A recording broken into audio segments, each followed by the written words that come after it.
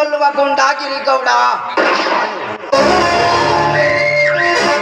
ಅದರಂತೆ ಸನ್ನಿವೇಶಕ್ಕೆ ತಕ್ಕಂತೆ ಶೃಂಗಾರ ಮಾಡಿಕೊಂಡು ಸುವಾಲಿಯರ ಸರ್ದಾರ ನೆನೆಸಿಕೊಂಡಿರುವ ಈ ಕೆಂಪೇಗೌಡನನ್ನು ಎದುರಾಗಿಕೊಳ್ಳುವ ಗಂಡು ಇನ್ನು ಯಾರು ಹುಟ್ಟಿಲ್ಲ, ಮುಂದೆ ಹುಟ್ಟುವುದು ಇಲ್ಲ. ಅಕಸ್ಮಾತ್ ಏನಾದರೂ ತಪ್ಪಿ ಹುಟ್ಟಿದರೆ ಕಾಲ್ಮಿಚ್ಚಿನಂತೆ ಸಿಡಿಲಿ ಧರಿಸಿಕೊಂಡು ಸುತ್ತಾಗಿ ಹುಟ್ಟಿ ತಿನ್ನಲೇ ಹೊರಂಗಾದ ಬೆಳೆದು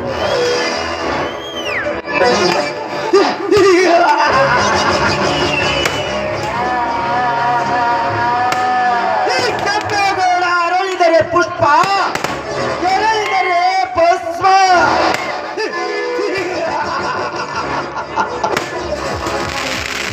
ಕದಂಬ, ಲೇ ಕದಂಬ,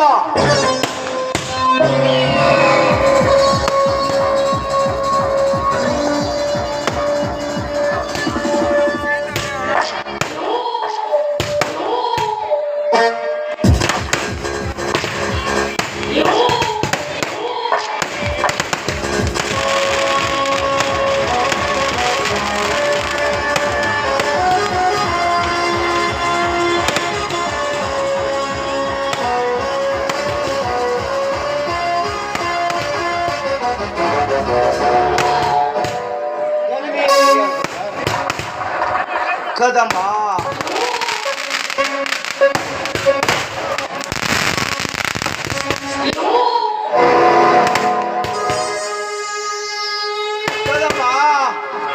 ಈ ಊರಿನಲ್ಲಿ ಪುಂಡರು ನಾವೇ, ಪ್ರಚಂಡರು ನಾವೇ.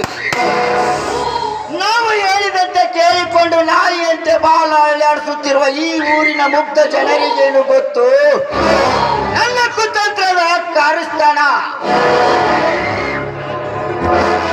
ಈ ಕೆಂಪೇಗೌಡ ಹಾದು ಹೋಗುವ ದಾರಿಗೆ ಹೂವಿನ ಹಾಸಿಗೆಯನ್ನು ಹಾಸಿ ಕಾಲು ತೊಳೆದು ಕೈ ಮುಗಿದಿವರು ಈ ಊರಿನ ಮೂರ್ಖ ಜನ. ಅಂದಾಗೆ ಈ ಊರಿನಲ್ಲಿ ನಮ್ಮದೇ ಸರ್ವಾಧಿಕಾರ. ಅಧಿಕಾರದ ಆಟ ಆಸೆಯಿಂದ ಮೆರೆಯುತ್ತಿರುವವರು ಗೊತ್ತನ್ನು ರಟ್ಟು ಮಾಡಿ ಒಬ್ಬ ಮಹಾಪುರುಷನ ಜನ್ಮ ತಾಳಿರ್ತಾನೆ ಈ ಊರಲ್ಲಿ. ಅದು ಅಲ್ಲದೆ ನಾವು ಮಾಡುವ ಪ್ರತಿಯೊಂದು ಕಾರ್ಯಕ್ಕೆ ಅಡ್ಡಿಯಾಗಿ ಬರುತ್ತಿದ್ದಾನೆ ಆ ಬಡ್ಡಿ ಮಗ. ಅಂದರೆ ನಿನ್ನ ಮಾತಿನ ಅರ್ಥ? ನಾನು ಹೇಳೋದ್ರಲ್ಲಿ ತಪ್ಪೇನಿಲ್ಲ ಅಣ್ಣ. ಮೊನ್ನೆ ನನ್ನ ಕಾಮದ ಬಯಕೆಯನ್ನು ತೀರಿಸಿಕೊಳ್ಳುವ ಸಂದರ್ಭದಲ್ಲಿ ಕೆಟ್ಟತನದಿಂದ ನನ್ನ ಜೊತೆ ಹೋರಾಟ ಮಾಡಿ ಆ ಹೆಣ್ಣಿನ ಮುಂದೆ ನನ್ನ ಅವಮಾನಗೊಳಿಸಿಬಿಟ್ಟ ನನ್ನ ಆ ಬಡ ನಾರಾಯಣ. ಲೇಖನಮ್ಮ, ನಿನ್ನ ಕಾರ್ಯಕ್ಕೆ ಅಡ್ಡಿ ಬಂದ ಆ ಕೆಟ್ಟ ಸೊಳೆ ಮಗನನ್ನು ನೀನು ಮೆಟ್ಟುವ ಮೆಟ್ಟಿನಿಂದಲೇ ಹೊಡೆದು ಅವನ ಕೈಕಾಲು ಕಟ್ಟಿ ಒತ್ತು ತರಬೇಕಾಗಿತ್ತು ಈ ಕೆಂಪೇಗೌಡನ ಪಾದ ಸೇವೆಗೆ. ಅದನ್ನು ಬಿಟ್ಟು ಕೈಲಾಗದ ಏಡಿಯಂತೆ ಒಲಿಸಿಕೊಂಡು ಬಂದು ನಿಂತಿರುವೆಯಲ್ಲ, ನಾಚಿಕೆ ಆಗಬೇಕು ಈ ನಿನ್ನ ಜನ್ಮಕ್ಕೆ. ನನಗೆ ಅವಮಾನ ಮಾಡಿದ ಮುಂದೆ ಮಗನ ರುಂಡವನ್ನು ಬೇರ್ಪಡಿಸ. ಆದರೆ ನಿನ್ನ ಅಪ್ಪನಿಲ್ಲದೆ ಯಾವ ಕೆಲಸಕ್ಕೂ ಕೈ ಹಾಕುವನಲ್ಲ ಏನಿನ ತನ್ನ. ಅದಕ್ಕಾಗಿ ಅವನ್ನ ಸುಮ್ಮನೆ ಬಿಟ್ಟು ಬಂದಿದ್ದೇನಣ್ಣ. Kadamba, very good. ಇದ್ದರೆ ಇರಬೇಕು ನಿನ್ನಂತ ಒಳ ಹುಟ್ಟಿದ ತಮ್ಮಂದಿರು. ಅಂದ ನಿನ್ನ ಕಾರ್ಯಕ್ಕೆ ಕಳಂಕ ತಂದಿರುವ ನಮ್ಮ ಕಡುವೈರಿ ಯಾರು? ಹೇಗಲೇ ಹೇಳು. ಅವನನ್ನು ತುಂಡು ತುಂಡಾಗಿ ಕತ್ತರಿಸಿ ಅವನ ಬಿಸಿ ರಕ್ತವನ್ನು ಕುಡಿದು ಹಸಿ ಮಾಂಸವನ್ನು ತಿಂದು ಬಿಡೋಣ. ಅವನೇ ಅಣ್ಣ ಆ ಬಡ ನಾರಾಯಣನ ಮಗ ಬಹದ್ದೂರ. ಚಿನ್ನಲಕ್ಕೆ ತುತ್ತು ಕೂರು ಇಲ್ಲದಿದ್ದರೂ ನಮ್ಮಂತವರ ಮೇಲೆ ಧೈರ್ಯ ಸಾಧಿಸುವ ಧೈರ್ಯ ಬಂದಿದ್ದೇನಲೇ ಬಡಬಿಕಾರಿ ನನ್ನ ಮಗನು. ನೀನು ಇಟ್ಟು ಬೆಳೆದು ದೊಡ್ಡವನಾಗಿರಬೇಕಾದರೆ ಈ ಕೆಂಪೇಗೌಡ ನೀಡಿದ ಭಿಕ್ಷೆಯಿಂದ ಒಪ್ಪತ್ತಿನ ಗಂಜಿಗೂ ಗತಿ ಇಲ್ಲದೆ ಬದುಕುತ್ತಿರುವ ನಿನ್ನ ತಂದೆಗೆ ಆಸರೆ ಕೊಟ್ಟ ರಾಜ್ಯ ದೈವ ನಾಡು. ದಾನ ಕೊಟ್ಟ ದೇವರಿಗೆ ಅವಮಾನ ಮಾಡಿರುವೆ ಅಂದ ಮೇಲೆ ಬಾಣ ಬಿಟ್ಟು ಹಾರಿಸುವೆ ನಿನ್ನ ಪ್ರಾಣವನ್ನು. ಅಣ್ಣ, ನಾರಾಯಣ ಸ್ವಂತ ಮಕ್ಕಳು ನಮ್ಮನ್ನು ಕಂಡರೆ ತಲೆಬಾಗಿ ನಡೆಯುವುದು. ಕೇವಲ ಅವನು ಅವನ ಸಾಕು ಮಗನಾಗಿ ಅವರು ಹಾಕಿದ ಎಂಜಲ ತಿಂದ ಅವನಿಗೆ ಇಷ್ಟು ಕೊಬ್ಬಿರಬೇಕಾದರೆ ಇನ್ನು ನೀನು ಸಾಕಿ ಬೆಳೆಸಿದ ಈ ನಿನ್ನ ತಮ್ಮನಿಗೆ ಎಷ್ಟು ಕೊಬ್ಬಿರಬಾರದು.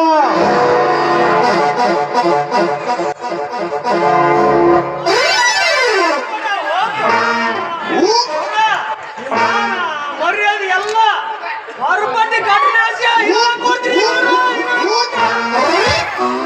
ಗ್ಯಾರಂಟಿ ಏನಾಗಿದೆ ಅಂತ ಹೀಗೆ ಬಗಳುತ್ತಾ ಬರುವೆ. ಅಂದ್ರೆ ಗೌರ ಸಾಲ ಬಡ್ಡಿ ವಸೂಲಿ ಮಾಡಕಂತ ನಾರಾಯಣ ಮನೆಗೆ ಹೋದ್ರ ನಿಮಗ್ ಬಾಯಿ ಬಂದಂಗ ಬಾಯ್ದು ಬಿಟ್ರಿ ನಾರಾಯಣ ಮಗ ಬೌದ್ರಪ್ಪ.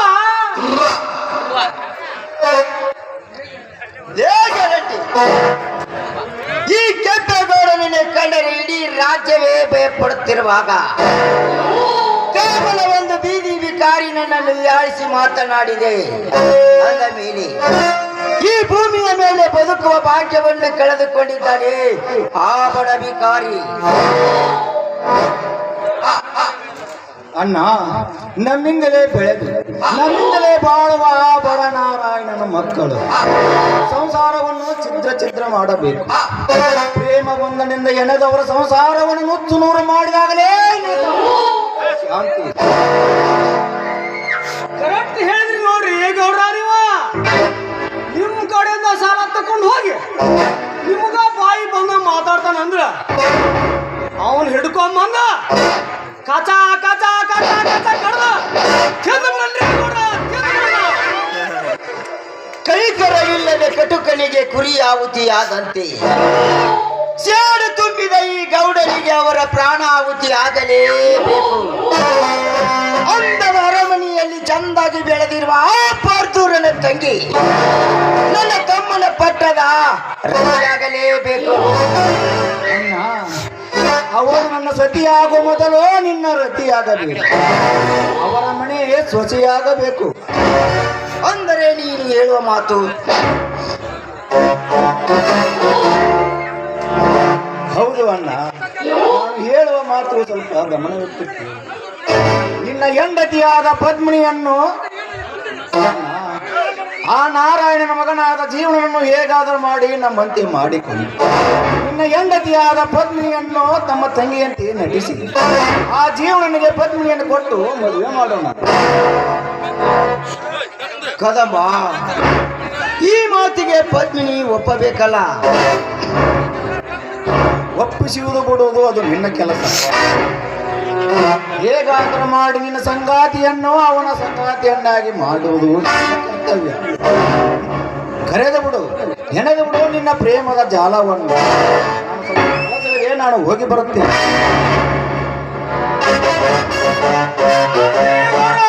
ಆಯ್ತು, ಅರ್ಜೆಂಟ್ ಸಿಂಗಾರಿದೆ ಅಂತ ಹೋಗಿ ಬರೋ ಬರ್ರಿ.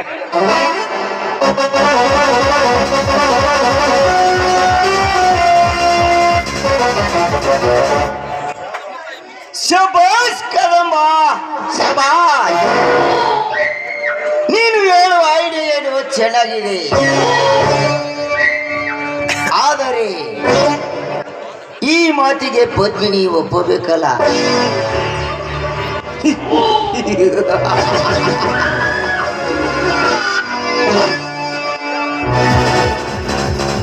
ನೀಲಿ ಆಕಾಶದಲ್ಲಿ ಚಂದ್ರನು ಶೋಭಿಸುತ್ತಿರುವಂತೆ ಈ ಸುತ್ತು 24 ಹಳ್ಳಿಯಲ್ಲಿ ಶೋಭಿಸುತ್ತಿರುವನು ಈ ಕೆಂಪೇಗೌಡ. ಅಂಥದ್ರಲ್ಲಿ ನನ್ನನ್ನೇ ಎದುರು ಹಾಕಿಕೊಂಡು ಧೈರ್ಯ ಸಾಧಿಸುವಷ್ಟು ಧೈರ್ಯ ಬಂದಿದ್ದೇನಲೇ ಬಡ ಭಿಕಾರಿ ನನ್ನ ಮಗನೇ. ಬಾರ್ತುರ, ನಿಮ್ಮ ಮನೆತನಕ್ಕೆ ಬೆಂಕಿ ಹಚ್ಚಲು ಪ್ಲಾನ್ ಹೇಳಿಕೊಟ್ಟವನು ಬೇರೆ ಯಾರು ಅಲ್ಲ, ನಿಮ್ಮ ತಮ್ಮ ಆನಂದ. ನೀವು ಚಿಕ್ಕವರಿದ್ದಾಗ ಮಧ್ಯರಾತ್ರಿಯಲ್ಲಿ ಎತ್ತಿಕೊಂಡು ಬಂದು ಜೋಪಾನ ಮಾಡಿರುವೆ ನಿಮ್ಮ ಶರೀರ ಸಂಸ್ಕಾರ ಮಾಡಲು.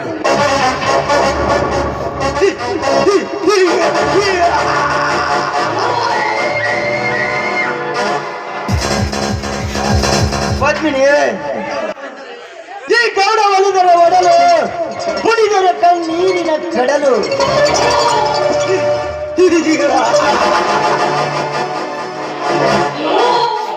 ಪದ್ಮಿನಿ, ಪದ್ಮಿನಿ, ಕುಡಿಯಲು ಸ್ವಲ್ಪ ಕಾಫಿ ತೆಗೆದುಕೊಂಡು ಬಾ.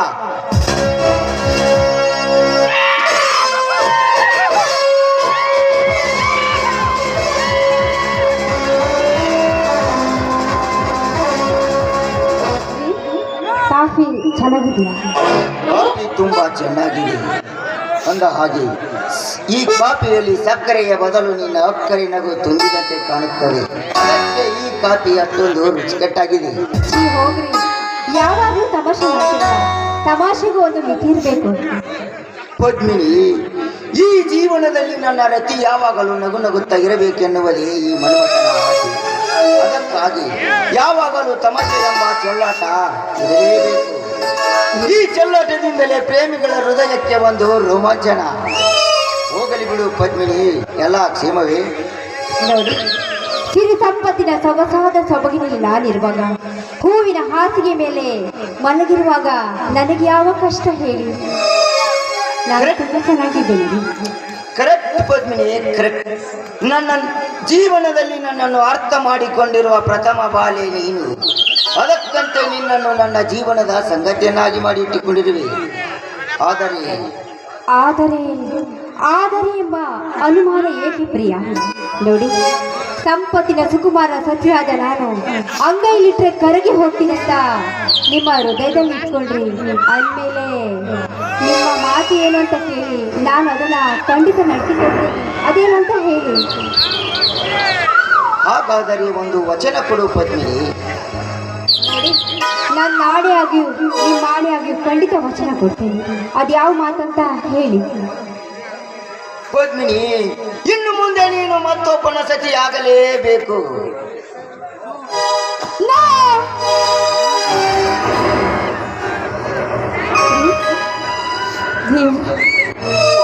ನೀವು ಈ ರೀತಿ ಮೋಸ ಮಾಡ್ತೀರಂತ ನಾನು ಅಂದ್ಕೊಂಡಿರ್ಲಿಲ್ಲ. ಪದ್ಮಿನಿ, ಸತಿಯಾಗು ಎಂದರೆ ಇಡೀ ಜೀವನ ಪೂರ್ತಿ ಅಲ್ಲ, ಕೇವಲ ನನ್ನ ಕಾರ್ಯ ಸಾಗಿಸಿಕೊಳ್ಳುವವರಿಗೆ ಮಾತ್ರ. ಮತ್ತೆ ನನ್ನ ಕಾರ್ಯ ಸಾಗಿಸಿಕೊಂಡ ಬಳಿಕ ನೀನೇ ನನ್ನ ಬಾಳಿನ ಸಂಗಾತಿ. ಹೌದಾ?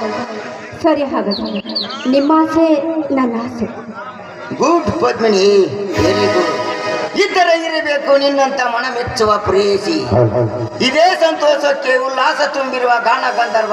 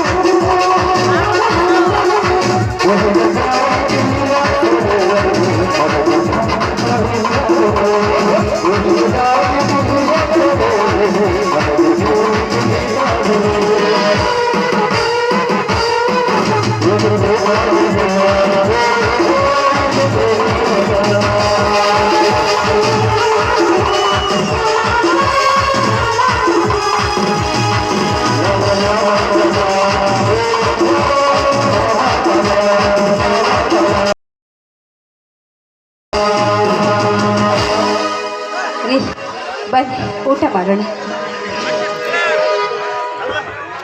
ಹೋಗು ಹೋಗು ನನ್ನ ವಯ್ಯಾರದ ರಂಬೆ, ಕರ್ಪೂರದ ಗೊಂಬೆ, ನಿನ್ನ ಸೌಂದರ್ಯ ಸರಸ ಲಾಪಕ್ಕೆ ನಾನು ಸೋತು ಹೋದೆ. ಇನ್ನು ತಡ ಮಾಡದೆ ನಿನ್ನ ಯೌವನದ ಶಿಕಾರಿಗಳನ್ನು ಅರ್ಪಿಸಲು, ನಿನ್ನ ಯೌವನದ ಶೀಲವನ್ನು ಉಂಡು ಈ ಮನ್ಮಥನ ಜಲ ತೀರಿದ ಮೇಲೆ ನಿನ್ನ ಕೊರಳಿಗೆ ತಾಳಿ ಕಟ್ಟುವೆ. ಅಕಸ್ಮಾತ್ ನನ್ನ ಬಯಕೆಯಲ್ಲಿ ಏನಾದರೂ ಕುತಂತ್ರ ನಡೆದರೆ ನಿನ್ನನ್ನು ಯಮನ ಸದನಕ್ಕೆ ಅಟ್ಟುವೆ.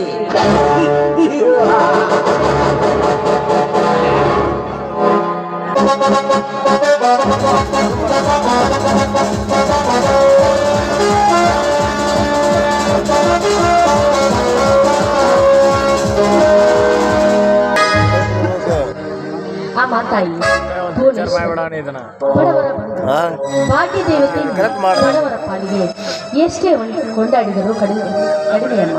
ನಿನ್ನ ಪ್ರೀತಿ ವಾತ್ಸಲ್ಯ ನಮ್ಮ ಬಡವರ ಪಾಲಿಗೆ ಭಾಗ್ಯಜ್ಯೋತಿ, ನಮ್ಮ ಬಡತನಕ್ಕೆ ನೀನು ದಾರಿದೀಪವಾಗಿದೆ ಅಮ್ಮ ತಾಯಿ. ನಮ್ಮ ಬಡತನಕ್ಕೆ ನಮ್ಮ ಜೀವನಕ್ಕೆ ಎಷ್ಟೇ ಕೊಂಡಾಡಿದು ಕಡಿಮೆ. ನಮ್ಮ ಬಡತನದ ಬಂಡಿನ ಬಾಳಿ ಸಾಗುತ್ತಿರುವಾಗ ಈ ನಮ್ಮ ಬಡತನ ಯಾವತ್ತಿದ್ದರೂ ಇದೇ ಥರ ಸಾಗಬೇಕೆನ್ನುವುದು ನಮ್ಮ ಜೀವನ ಸದಾಕಾಲ ಹೀಗೆ ಸುಖವಾಗಿರಬೇಕೆಂದು ನಾನು ನಿಮ್ಮಲ್ಲಿ ಬೇಡಿಕೊಳ್ತಾ ಇದ್ದೇನೆ ತಾಯಿ, ಬೇಡಿಕೊಳ್ತಾ ಇದ್ದೇನೆ. ಯಾರಪ್ಪ ಇದು? ಯಾರು? ನನಗೆ ಗೊತ್ತು, ನೀವು ಯಾರನ್ನದು ಅಣ್ಣ ನನಗೆ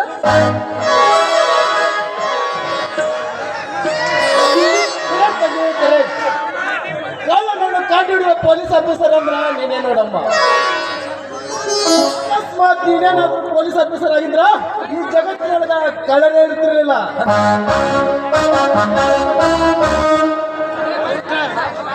ಅಣ್ಣ ಅಣ್ಣ ನಾನು ಈ ನಮ್ಮ ಅಣ್ಣನಿಗೆ ಆ ದೇವರು ಸುಖವಾಗಿರಲಿ, ಹಾಗೆ ನಮ್ಮ ಇಬ್ಬರು ಅಣ್ಣಂದರಿಗೆ ಮುದ್ದಾದ ಹತ್ತಿಗೆ ತಂದುಕೊಡಲೆಂದು ಆ ದೇವರಲ್ಲಿ ಬೇಡಿಕೊಂಡೆ.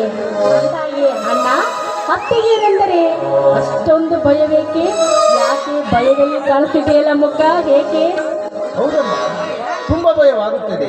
ಏಕೆಂದರೆ ಒಳ್ಳೆಯ ಹೆಂಡತಿ ಸಿಕ್ಕರೆ ಸರಿ, ಇಲ್ಲದಿದ್ದರೆ ಭೂತ ಪಿಶಾಚಿ ಅಂತ ಹೆಂಡತಿ ಸಿಕ್ಕರೆ ಎಲ್ಲಿ ನನ್ನನ್ನು ತಿಂದು ಬಿಡ್ತಾಳೆ.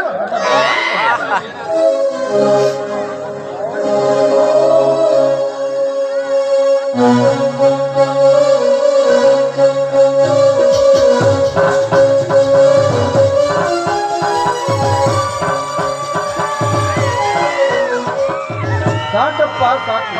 ಅಣ್ಣ ತಂಗಿ ಮಾತನಾಡ್ತಾ ನಿಂತರೆ ಈ ಲೋಕವನ್ನೇ ಮರ್ತು ಬಿಡ್ತೀರಿ. ಬಾತುರ, ನಾಳೆ ಹಚ್ಚಿಡಿ ಪೇಟೆಗೆ ಹೋಗುದಿಲ್ವೇ? ಅಯ್ಯೋ ರಾಮ, ಮರ್ತೇ ಬಿಟ್ಟಿದ್ದೆ ಅಪ್ಪ. ಈಗಲೇ ಹೋಗಿ ಸಂಜೆ ಮಾಡಿಕೊಂಡು ಬರ್ತೇನೆ.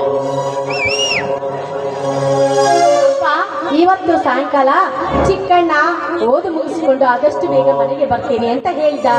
ಯಾಕೋ ಬಂದಿಲ್ಲ, ಇಷ್ಟೊತ್ತಿಗೆ ಬರಬಹುದಾಗಿತ್ತು. ಬರ್ತಾರ ಅಂದ್ರೆ ನನ್ನ ತಮ್ಮ ಊರಿಂದ ಬರ್ತಾನೆ, ತುಂಬಾ ಸಂತೋಷ ಅಪ್ಪ. ತಮ್ಮ ಬಂದ ಮೇಲೆ ಪೇಟೆಗೆ ಹೋಗುತ್ತೇನೆ. ಆಯ್ತಪ್ಪ, ಅಷ್ಟೇ ಮಾಡು.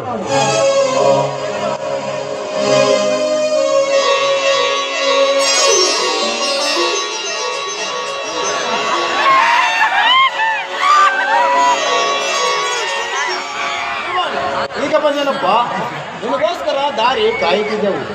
ಅರೇ ಅಣ್ಣ, ಈಗ ತಾನೇ ಬಂದೇ ಬಿಟ್ಟಿಯಾ ನೀನು? ಈಗ ತಾನೇ ನೆನೆಸಿದೆ ಗೊತ್ತಾ ನಿನಗೆ? ನಾನು ಯಾವಾಗಲೂ ಚೆನ್ನಾಗೇ ಇರ್ತೀನಿ.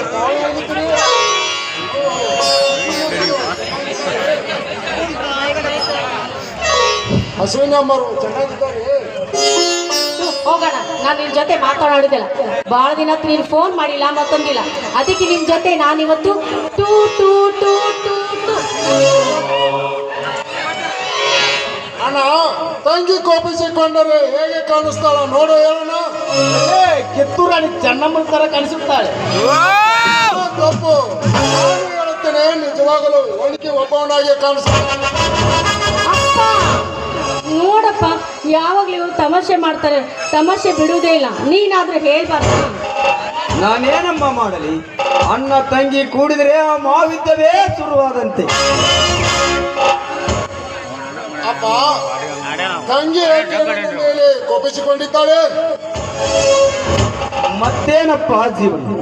ನೀನು ಹೋಗಿ 1 ತಿಂಗಳವಾದರೂ ಒಂದು ಫೋನ್ ಮಾಡಿಲ್ಲ, ಒಂದು ಲೆಟರ್ ಕೂಡ ಹಾಕಿಲ್ಲ. ಅದಕ್ಕಾಗಿ ನಿನ್ನ ಮುದ್ದಿನ ತಂಗಿ ನಿನ್ನ ಮೇಲೆ ಕೋಪ. ಕ್ಷಮಿಸಬೇಕು ಮಹಾರಾಣಿಯವರು. ಇನ್ನು ಎಲ್ಲೇ ಹೋದರೂ ಪೂರ್ಣ ತಳಗೆ ಹಿಡಿದ ಹಾಗೆ ಮಾತನಾಡುತ್ತೇನೆ, ಆಯ್ತಮ್ಮ?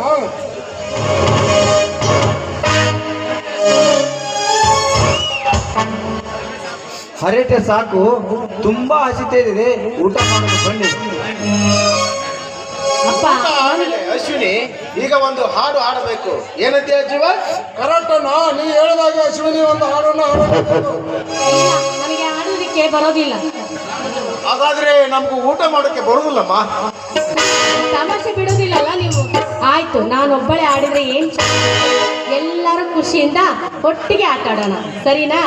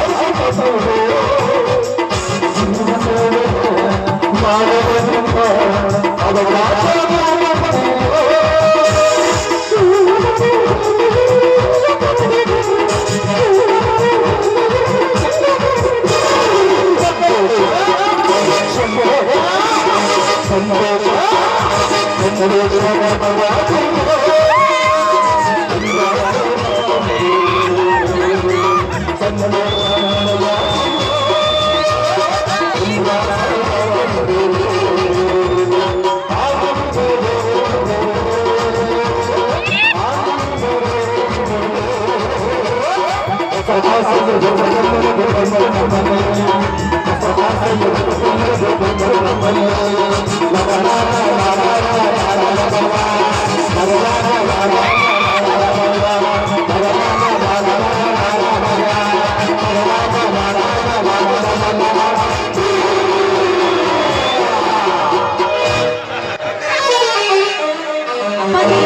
ಎಲ್ಲರೂ ಊಟ ಮಾಡ್ತೀನಿ, ಬಿಸಿ ಊಟ ಮಾಡಿದ್ದೀನಿ, ಸ್ವೀಟ್ ಮಾಡಿದ್ದೀನಿ. ಈಗ ಅಣ್ಣ ಬಂದಿದ್ದಾರಲ್ಲ ಅದಕ್ಕೋಸ್ಕರ ಹೋಗಣ್ಣ. ಅಣ್ಣ ಅಣ್ಣ ನನಗಾಗಿ ಏನು ತಂದಿಲ್ವ ಸಿಟಿಯಿಂದ? ಹೇಳು ಅಣ್ಣ. ಆಯ್ತು, ನನ್ನ ನನಗೋಸ್ಕರ ಏನಾದರೂ ತಂದಿರ್ತಾರೆ ಅಲ್ವಾ, ಅದಕ್ಕೋಸ್ಕರ ಸಿಹಿ ಅಡಿಗೆ ಮಾಡಿದ್ದೇನೆ. ಹಾ ಹಾ ಮಾಡಿ ಅಣ್ಣ.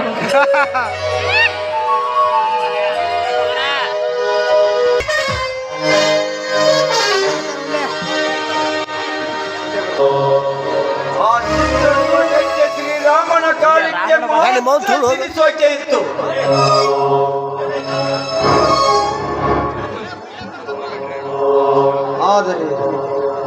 ಆದರೆ ಈ ನನ್ನ ಮನೆತನ ಯಾವತ್ತು ಸಿರಿ ಸೌಖ್ಯದಿಂದ ಮುನ್ನಡೆಯುತ್ತಿದೆ.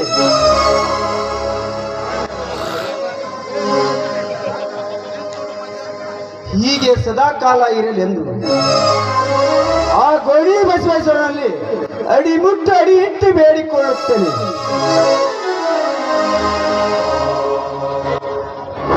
ಏಕೆಂದ್ರೆ ನನ್ನ ಸಾಕು ಮಗ ಭಾತುರ ಯಾವ ಕಾಲಕ್ಕೂ ಸಂಕಟವನ್ನು ಕೊಡದೆ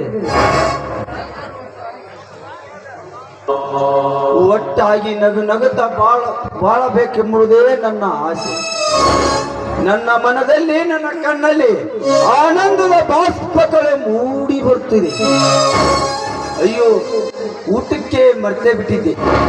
ಮಕ್ಕಳು ದಾರಿ ಕಾಯ್ತಾ ಇದ್ದಾರೆ.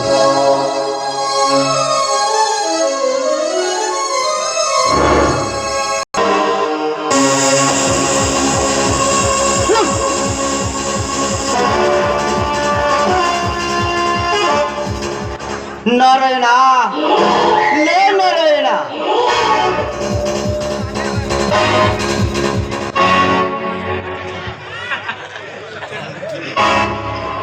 ಅಯ್ಯೋ ಯಾವಾಗ ಬಂದಿರಿ ಗೌಡ್ರಿ?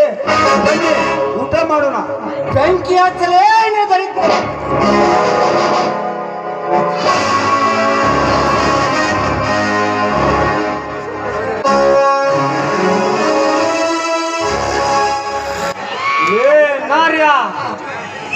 ವಯಸ್ನ್ಯಾಗ ಮಾಡುವುದೆಲ್ಲ ಕಾರ್ಬಾರ್ ಮಾಡಿ ಈಗ ಮಳ್ಳಿ ಹಂಗ ಊಟಕ್ಕೆ ಕರಿತೀಯ? ಊಟಕ್ಕ ನೀ ತಿನ್ನಾಕತ್ತಿದ್ದನ್ನ ನಮ್ಮ ಗೌಡ್ರದು,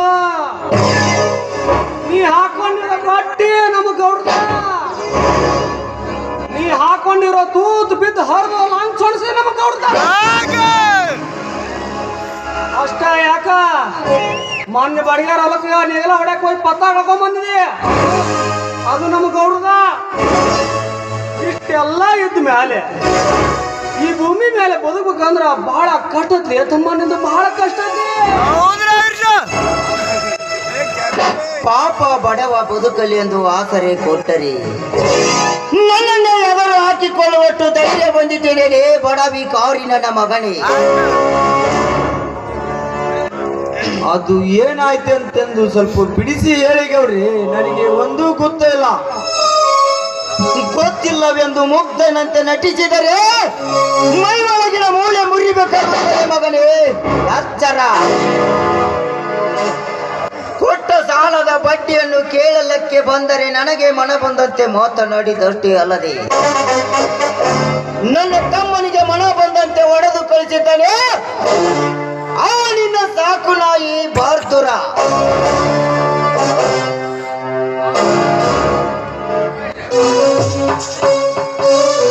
ಹರಿಯುತ್ತೇನೆ ಗೌಡ, ಇನ್ನು ಹರಿಯುತ್ತೇನೆ.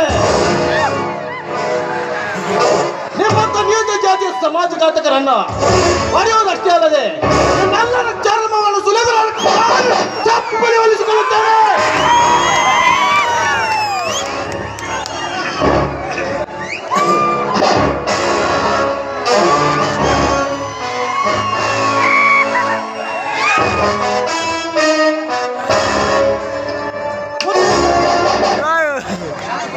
ಯಾರಿಗೆ ಹೇಗೆ ಮಾತನಾಡಬೇಕೆನ್ನುವುದು ಸ್ವಲ್ಪ ಪ್ರಜ್ಞಾನವಿರಲಿ. ಇವರು ನಮ್ಮ ಊರಿನ ಧನಿಕರು, ನಮಗೆ ಆಶ್ರಯ ಕೊಟ್ಟ ದೇವರು. ಇವರಿಗೆ ಮನ ಬಂದಂತೆ ಮಾತನಾಡ್ದಿಲ್ಲ. ಸ್ವಲ್ಪ ಆದ್ರೂ ನಿನಗೆ ಬುದ್ಧಿ ಇದೆ? ಅಪ್ಪ, ನಿನಗೇನು ಗೊತ್ತು ಈ ಹಲಕಾಣನ ಮಕ್ಕಳ ಕುತಂತ್ರ? ಮೊನ್ನೆ ಒಂದು ಬಡ ಹೆಣ್ಣಿನ ಮೇಲೆ ಬಲಾತ್ಕಾರ ಮಾಡುತ್ತಿದ್ದ ಈ ಗೌಡನ ತಮ್ಮ ಕನಮ್ಮ. ಅದೆಷ್ಟೋ ಬಡ ಜನರ ಮನೆಯನ್ನು ಮುರಿದು ನಮ್ಮ ಜೋಲಿಗೆಲ್ಲ ತುಂಬಿಸಿಕೊಳ್ಳುವಂತ ಕಟಕರಿಗೆ ದೇವರಂತ ಕರೀತಿದ್ದೇನಪ್ಪ. ನಿನ್ನ ಹುಚ್ಚುತನ ಪಾಲು, ನಿನ್ನ ಹುಚ್ಚುತನ.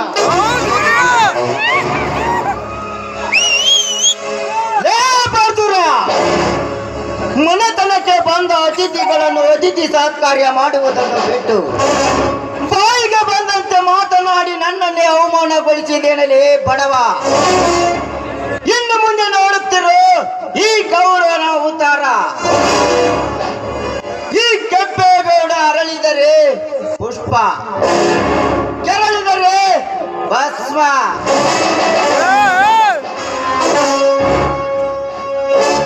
ಅಗ್ನಿ ಮುಟ್ಟಿದ ತಕ್ಷಣವೇ ಸುಡುತ್ತದೆ, ಸರ್ಪ ಕಚ್ಚಿದ ತಕ್ಷಣವೇ ವಿಷ ಬಿಡುತ್ತದೆ.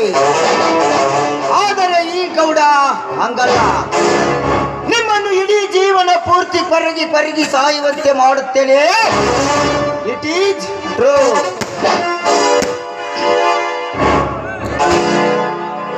ಲೇ ತಮ್ಮ, ಯಾಕೆ ಸುಮ್ಮನೆ ಹಾರಾಡ್ತಿಲ್ಲ ಈ ರೀತಿ?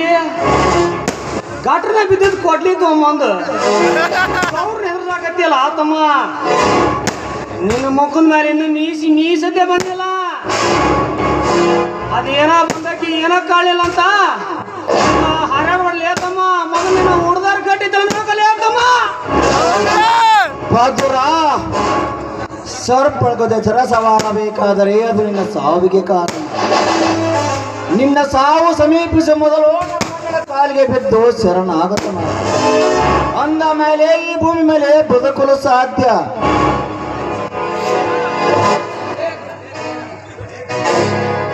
ಚಂದ್ರನ ಮಕ್ಕಳೇ, ನಿಮ್ಮ ಕಾಂತ ಪುರಾಣ ನನಗೇನು ಬೇಕಾಗಿಲ್ಲ. ಮರು ಮಾತನಾಡಿದ ಸೋಮನ ಇಲ್ಲಿಂದ ಹೊರಟು ಹೋದರೆ ಸರಿ.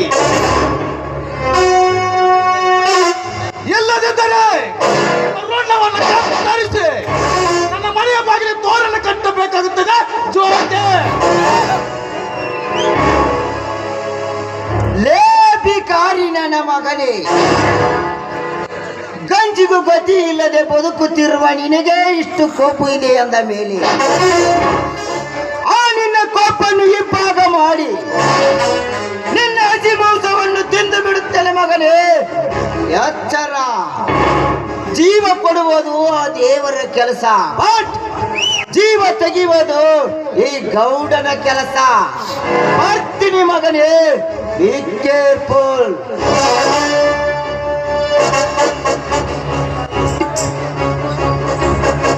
ಹೋಗಲೇ ಭಿಕಾರಿ ಬೇಡ.